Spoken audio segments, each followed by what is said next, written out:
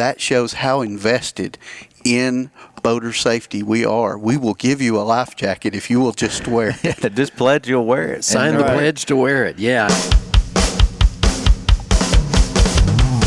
The award-winning Tennessee WildCast is on the air with the latest on hunting, fishing, boating, wildlife watching, and all things outdoors. Make welcome your host, drummer and outdoor expert novice, Jason Harmon. Hello, everybody, and welcome to this edition of Tennessee WildCast. So thank you for tuning in. Thanks for watching and listening. We got a fun show for you today. We are talking wintertime boating. Yes. It's going to be a fun conversation. We got Mr. Glenn Motes with us, and Matt Majors, and Mr. Don King is helping me co-host. You bet. Glad to be here, Jason. We're in a unique location. We are just south of Linden a little bit at the Linden Valley Baptist Camp, yep.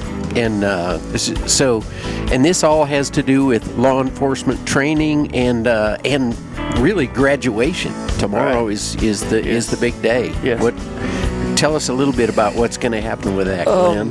Well, our new cadets, wildlife officers, have been in our Wildlife Officer Academy, Law Enforcement Academy, for about 22 weeks, and tomorrow's graduation day for them. So they'll be excited to be full-fledged wildlife officers after tomorrow. Awesome. So if you're listening to the show now, then these guys are in the field working now and making things happen. But there's going to be some more information about the Academy come out on WildCast. We're going to share that sometime soon, and you'll hear more about that. But just happened to be down here for this event and excited about it and thought we'd get you guys on the show. So we appreciate y'all joining us today. Glad to. Yeah, tomorrow this place will be full of moms, dads, aunts, uncles. Fellow officers, supervisors. Yep, exactly. Yeah, the whole team will be here. Right. So. Yep.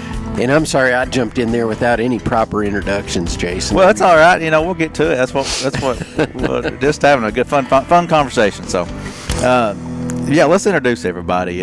Glenn Motes. He's what would you say? Lieutenant Colonel. Lieutenant Colonel. Right. I forget about the different divisions, how it changes, but Lieutenant Colonel of Law Enforcement Agency. Right. Law Enforcement Division. So tell us about what you do. Well, I manage couple of programs in the law enforcement side. One is boating and boating investigations, and Captain Majors can tell you a little bit more about that, but oversee the training part and uniforms. So I'm in the office mainly a lot, and I manage people more than anything. You've come up through the ranks, so you've been in a lot of different roles throughout your time, right? Right. I started in 1986 as a wildlife officer, and did that till about 2005, and moved into boating investigations, and then about 2010 into this role.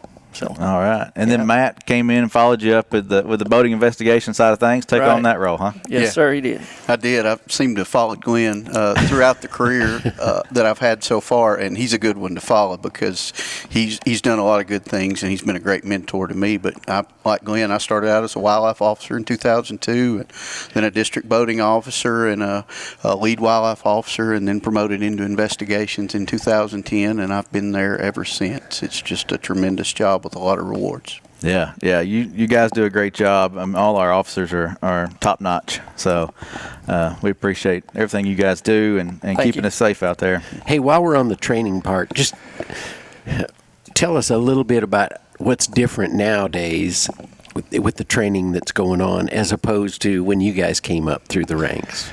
Yeah, when I came up, there was really no initial on-the-job training. But we did go to the Tennessee Law Enforcement Academy after some time in the field, which is good, basic police training. But throughout the years, we've tried to improve our training for wildlife officers because wildlife officers have really a specialized skill set that they need in their job. And while the Tennessee Law Enforcement Academy is good for what it is, we needed something more specialized. So 3 years ago, we started our own Wildlife Officer Academy that really teaches those skills to the cadets that they really need to do their job as a wildlife officer. Because they couldn't learn everything they needed at the police academy. So we've come a long way. That's neat. Yeah. Yeah, it's a little bit different environment than being on the streets versus being in the woods. It is. Yeah. We're, what we like to say is we're law enforcement off the pavement. So we're in the woods and on the water. Yeah. That's where we are. So, there's different things you need to know and learn in order to do that job properly. I'm sure you guys have seen a major improvement in our officers and their skills, and Yes. and they're learning a lot more probably through our program in house, right? Absolutely. One of the neat things I see, Jason, is when they go to the field, they're prepared to be a standalone officer. Now, they go through a very extensive field training officer program. But what we're hearing from our county officers, our district sergeants, and their supervisors is these officers that come out now are much better trained than we ever were. Mm-hmm. So what we're doing is we're providing a better service to the citizens of the state, the sportsmen, and we're also reducing that liability that we have as officers throughout the state. Right.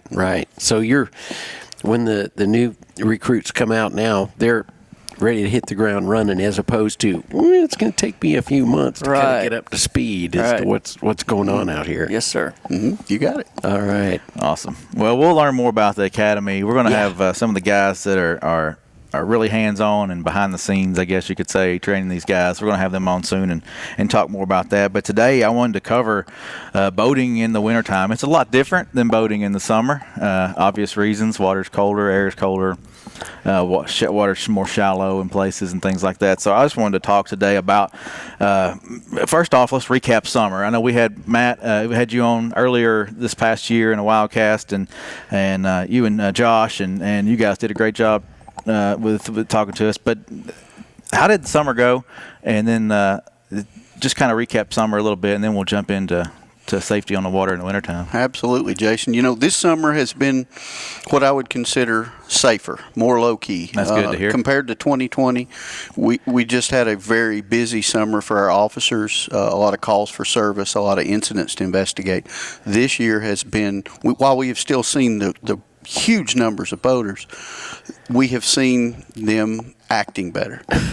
More education, more education, more enforcement. But the education component is huge, and we have done a tremendous job. Our agency, our boating education coordinator, Betsy Woods, has done a fantastic job pushing that information out. But our officers are also doing, just when they check people, giving them safety information. And it's so neat to see those guys in the water talking to people and people saying, I didn't know that. So everywhere you see a white boat with an orange and green stripe, you're probably getting some kind of education from those men and women that are out there patrolling. So we've had a much better summer, a slower summer, but we have not seen the numbers of boaters go down. So as much as we're very thrilled to have all of these recreational boaters enjoying all of our waterways, our fishing opportunities, it's tremendous, but we are seeing that safety ramp up from the boater's perspective, and that just makes us happy. It really does. Well, that's good to hear. Good to hear that you can still have those numbers out on the water, but see those safety, being more safe and not having as many incidents. That's awesome. Absolutely. That's awesome. Well, as we said, it's wintertime, and we talk about getting out on the water. There's fishing, there's duck hunting, there's even boating, deer hunting from boats going to islands and hunting some core land and things like that. So sportsmen are still on the water. What's the most important thing that you would say to someone going out boating in this time of year?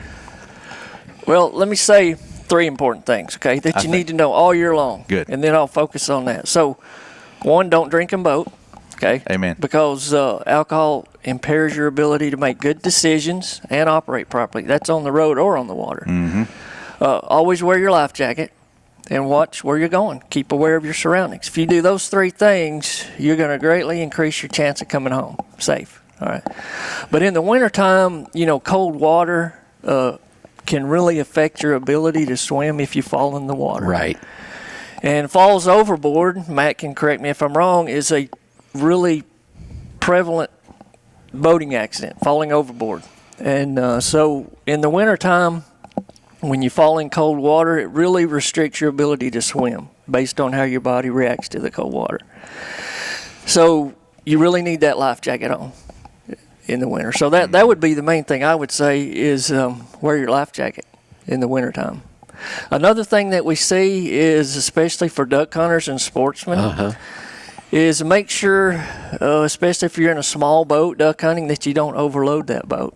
Mm-hmm. Because that's going to if you have an overloaded boat, you could swamp it. You're going to be in the water. So we see that from time to time.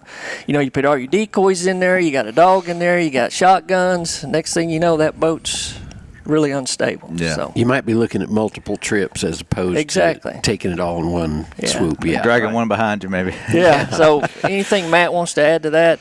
But No, you really covered it all well. We have seen just a true explosion of paddlecraft on our waters, and they're getting a little bigger, a little wider, a little more stable than they ever were, and they're also more affordable. So a lot of people are getting these, and our waterways are filled with those. And while we welcome that, one of the things we see is on these very warm days, on these colder months, people will get out in a T-shirt and shorts and enjoy an afternoon fishing. Now, that's all fine and good if they don't fall in the water. Right. And they don't plan to do that. Oftentimes people do end up in the water by accident or by no fault of their own, waves or wake, or they may bump into something or just be a little off balance. So that's why we always encourage that wear that life jacket. It's just like a seatbelt in a car. You're probably only going to need it once. The trouble is we just never know when that time is. So we always want people to do that. And so many of our drownings are so preventable just by mere wearing a life jacket, and they're so small and so affordable nowadays. There's really not a good excuse you can give a wildlife officer anymore as to why you don't have one. And we even have a program that we are handing out life jackets. You may see our Wear It boat around in different lakes in the state. Yes. And that shows how invested in boater safety we are. We will give you a life jacket if you will just wear it. Just pledge you'll wear it. Sign the pledge to wear it. Yeah, I know. Speaking of Betsy Woods, I know that's been her mission, hasn't it, for the last, I'm thinking for the last decade, with that program and other programs as well, to get folks life jacketed up. And I know she and I have had conversations just one-on-one. We've ridden here and there in a lot of places together, and she really has a heart for the guys that are out angling this time of year. I know she's mentioned that to me several times, that I see those guys out there and they're, granted, they're not in. They think, oh yeah, I'm not in deep water, and I fished this place, I know it well, but you just, like you said, Matt, you just never know when you're going to need that, and that one time is all it takes. So you're exactly right. And in my job in investigations is myself and our other wildlife officers, we're often the ones tasked with standing on the riverbank with those families while search and rescue are looking for their loved ones. And we get those questions for them. What could they have done? Or they were such a good swimmer. And the truth is, a lot of times a life jacket just takes all that out of the equation. We've seen it over and over, people falling in with life jackets, and they come out a little embarrassed and a little cold. But I'd much rather all of us be a little embarrassed, a little cold, as the opposite. So we really are going to preach that, and we're going to continue to do that because we want a safe and enjoyable boating experience. The more boaters are out there, the better the environment is. I mean, what a wonderful place we live in to have this many lakes and rivers. That's right. We just want people to enjoy them safely. That's all. Yeah. Well, you talk about the weather. You mentioned warmer days. You can have warm days in December, but the water's still cold, right? I mean, we didn't touch on the temperatures, but it could still be 50 or below in the water versus 70 in the air temperature. So when you hit that water, it's a shock. Boy, it is. Sometimes just that initial gasp, that shock. Sometimes people ingest a little bit of water and gets them just a little too choked up, and then they're not concentrating on swimming. Again, there's a lot of information out there on what happens in the physiology, but the truth is you can, with a life jacket, just float up a little wet and a little embarrassed. So we're going to keep preaching that because we know that will save lives. We've seen those life jackets save lives. It's pretty simple. Yeah. Another thing that I made a note here, that Betsy's always gracious to give us some notes and tips here, but dress in layers, right? The more the layers, the better. And then wool and fleece is preferred. Is that right? Helps hold heat in. Right. Yeah. And that's good whether you're hunting on land or in a boat. So if you go overboard, it's best to have those clothes on. Keep them on, right? Right. Okay. Yeah. Hey, and we were touching on it earlier before we started today, talking about winter pool, summer pool, water levels vary, especially in East Tennessee. They can vary a bunch. And what challenges does that bring to the table? So, good question. In the winter, oftentimes they will draw the waterways down, and it will fluctuate even in the summer with a lot of rain and that drawdown. What we see is people operating in normal areas that they're very comfortable operating in, and then 2 to 3 weeks later, all that water is 4 or 5 feet deep, or not as deep. Right. And some of the places they're very comfortable operating are only 4 or 5 feet deep, so that makes those areas dry. So be very careful out there. Know your lakes, know your rivers, especially when that water comes down. You never know what logs have washed in over the summer and settled out, and they may be right below the surface. Those things for our recreational boaters may be just enough to get them unstable at a higher speed and to cause an incident. So even if you're very familiar with the water, it changes every year. And I talk to anglers frequently. Now, I know this water. I know it better than you do, son. And while they probably do, I see the other side of it. And I see the people that stand with us on the side of the river and go, that tree was never there. Right. Where did that sandbar come? They must have pulled the water down too much this year. I hear all those excuses, but the truth is just slow down. Like Lieutenant Colonel said, just slow down, watch what you're doing, and be familiar with that waterway. And that's going to really sharply diminish the amount of incidents and the times we have to respond out for search and rescue. Well, I think about the water levels going down, and watching your depth finder, and where that channel is. It's more important than ever to stay in that channel, I would say. But slow down and be cautious. Keep your eyes open. Right. It's dangerous. You never know. Well, what's some other tips that you would suggest? Any tips for your boat? Having your boat ready for the wintertime and winter boating on that side of things. A lot of people winterize their boats this time of year and put them up and don't get back out till it gets hot. But if you're going to boat in the wintertime, is there anything you need to be thinking about for your boat? And maybe not. Maybe it's, I think the winterization comes when you do put it in storage and there's water inside the engine. Sure, yeah. You want to make sure that's drained out and or you have antifreeze in it. But as far as if you're going to continue to boat, I can't really think of any maintenance tips. And you may have a local mechanic that you have look your boat over every year for sure. Mm-hmm. Definitely, if you were to run aground or something, get that lower unit, that prop checked out. Occasionally, we will see where people continue to operate, and they may have a leak somewhere around the lower unit. It may have been knocked loose. Yeah. So they will get some water starts coming in, and will eventually swamp that boat. All those are just great tips. One of the neat things that I've seen throughout my career is when I started, everybody said, boating season was in May through about September. Mm-hmm. If you've been to any of our waters in the last 10 years, they're boating 12 months out of the year. They're catching fish. We've got some of the best fisheries there are anywhere. There are people coming to our lakes and rivers from further and further away than I have ever seen in my life because of the tremendous resource we have here. So it's 12 months out of the year. So here's what I was going to say. Expect to see other boaters out there. And just because it's a rainy day, a Tuesday in January, doesn't mean that there's not another boat right around the bend. Don't just pretend like there's nobody else out there, because our lakes and rivers are full of people all throughout the year. So, again, maintain that situational awareness. Always maintain that proper lookout. And then just drive with that due regard, that caution, from look all the way around you. I think about, the summertime we talk about clean, drain, dry. Is that still important in the wintertime? It's always, when you move boat from water to water, it's important to make sure you're not transferring. Yeah, it is. And things like that. But in wintertime, is that still it's a good habit factor? to stay in. Yes. Yeah. So, all right. Well, anything else y'all want to encourage guys out there on the water in the wintertime and tell them anything that they ought to know, guys and gals, whoever might be out there fishing or hunting or one of the things that comes to mind for me is take a boating education course. In the winter, you're always looking for things to do. Oftentimes your insurance will give you a discount on it. But in my years of teaching boater ed to younger folks, the parents would always sit in the back of the class and be a little skeptical and say, they're making us be here. But I can't think of a time where at least one parent didn't come up and talk to our officers and go, I learned a lot.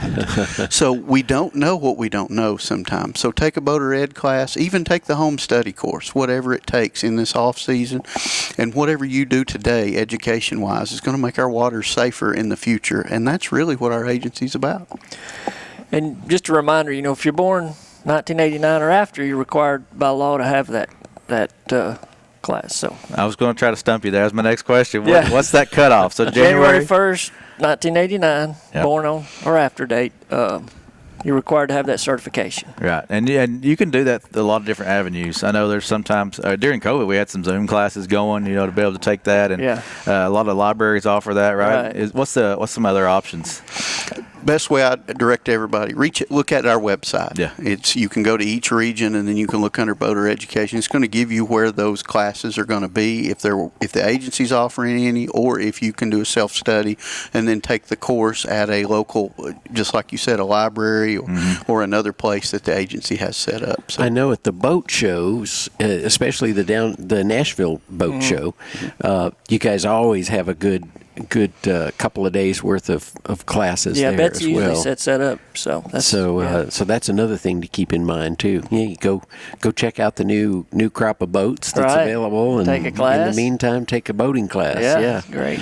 Yeah, it's kind of like hunter education that way with the parents and stuff, because so many times a parent will come with a younger person and take home a lot more than they expected to when they attend those classes. So that's good news. Right. That's a good plug on our website, tnwildlife.org. I mean, there's a lot of good information there. Information on the classes, like we talked about. Right. Information on the requirements for your boats, depending on how large a boat you have. There's requirements for what you have to have on board and all that fun stuff. And for questions too, I'm sure Matt gets forwarded a lot of these questions from Ask TWRA, and that's a good way if you have a question to ask. Do that or give us a call. We're glad to answer it. Yeah, right there on our website under Contact Us at the bottom of the page. There's a link there for asking us any question. And we do respond to those. And those get forwarded to the right department. They do. Too. Yeah. I get them a lot. Yeah. But yeah, that's another great a great tool right there. Our website to get all that information, and we've got videos and all kinds of fun stuff out there for people to review and watch and learn more. So yep.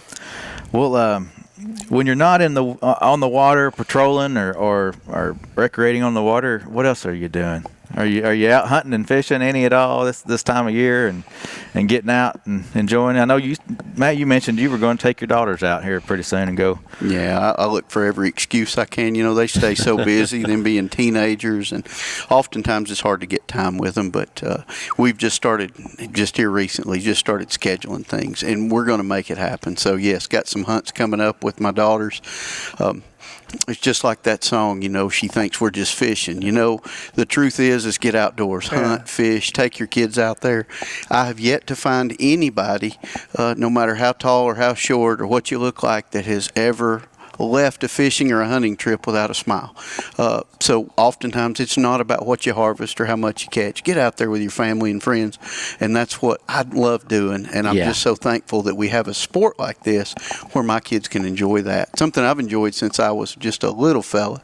All the way up, they can continue to pass that on to their kids. So that's what we're all here for. Yeah, true. Yeah, it's fun. My son got his first squirrel this past Thanksgiving, so that was a fun hunt and exciting more exciting for me. I think I hollered and screamed and had more fun than he did. I'm not so sure, but yeah, it's fun to get out there and make memories with your family and all that good stuff. Well, Glenn, how did you get introduced to the outdoors? What piqued your interest to get into this line of work? Growing up, I really loved the outdoors. I found a love for it, and squirrel hunting was something that got me into it. And that's a lot of Same kids. with me. That's their first hunt is squirrel hunting. It really gets you excited about being outside. So, man, I just loved that. I grew up down around Chattanooga on Chickamauga Lake, so I stayed out there fishing a lot and boating, and that's really where I got a love for boating. So that's what got me into it, was just growing up on the lake. So yeah. I know. Matt spent a lot of time in Hamilton County as well. It's huge. Yeah. Again, that's one of those lakes that people come from all over. Every weekend there's a bass tournament there, and that's in my backyard. I can't believe that. Even the travels I do throughout the country, people are like, "Oh yeah, I know that real good lake is right there where you're at." And I say, I can hear boats going up and down the lake from my house. And they're like, "You're so lucky." Yeah. And so to hear other people from other states say that we are lucky to live where we live, and that's a testament truly to the resource we protect and the service we provide the general public. Yeah. You know, we have Jason Holland on a lot talking about fishing on our show, and in one of the recent episodes, he was his testimony about how great our state is and what we offer, and his reflection on who the agency is and what we do was great. You know, it's our resources are great from east to west, Memphis to Bristol. We've got it all really right here in Tennessee. Right. It's hard to beat. Right. It's hard to beat this place. Well, Don, you know, we normally start this show and advertise these hats that we're wearing. I know it. We saved it till the end. I guess so. Maybe we should do it right now. What do you think? I was thinking we didn't advertise. I love this one that I'm wearing. It's got a small logo on one side. It's kind of offset, and it's a different style, and it's growing on me. Yeah. And mine's centered up on the logo, but got a little state logo in the back, but you can't see it. It's kind of small. But yeah, these are available on shop. I'm testing you. No. Go Outdoors, Tennessee. GoOutdoorsTennessee.com. The same GoOutdoorsTennessee.com, just put a shop dot in front of it. Yep. So.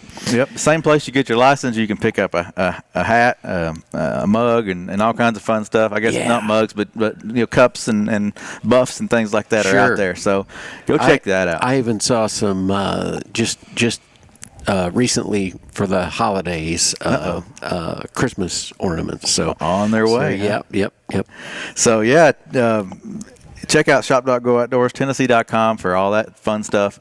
GoOutdoorsTennessee.com to get your licenses, to register your boats and make sure you're legal there. We didn't touch on that, but that's where you can register your boat, renew your boat registrations, and all that fun stuff. Buy your fishing license, buy your hunting license.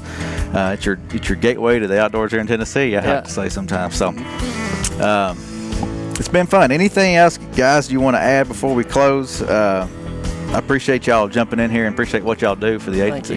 Thank you. Yeah, doing stuff like this is really, it's so fun to let the people know. You know, sometimes when people see us, they're like, "Ooh, I can't go talk to them. That's a uniformed officer." We really enjoy when you come talk to us, and it's not a negative encounter over a law violation or something. Yeah. Come ask us a question. We're people just like you. If we're in uniform, we're in service, we're available to educate or help you in any way possible. Exactly. You know, think about it like, I mean, we were in the field. You were in the field before you were an officer. You're just like that guy out there that loves to hunt and fish. Yep. The same person. Absolutely. Yeah. So anyway, all right. Well, guys, I appreciate it. Yeah. Thank you for having us. Thank you. Don, thank you. You bet. Thank you, guys. Really appreciate it. And this is Tennessee WildCast. Thanks for following us. Thanks for subscribing to us on iTunes and your favorite podcasting platform. Make sure you check us out on our social media accounts, and we'll see you next time. Thanks for tuning in. Stay connected with TWRA by visiting our website at tnwildlife.org and follow us on Facebook, Twitter, and Instagram. Hey, it's all about Tennessee wildlife. It's what we do. Tennessee WildCast will be on the air again next week. We'll see you then.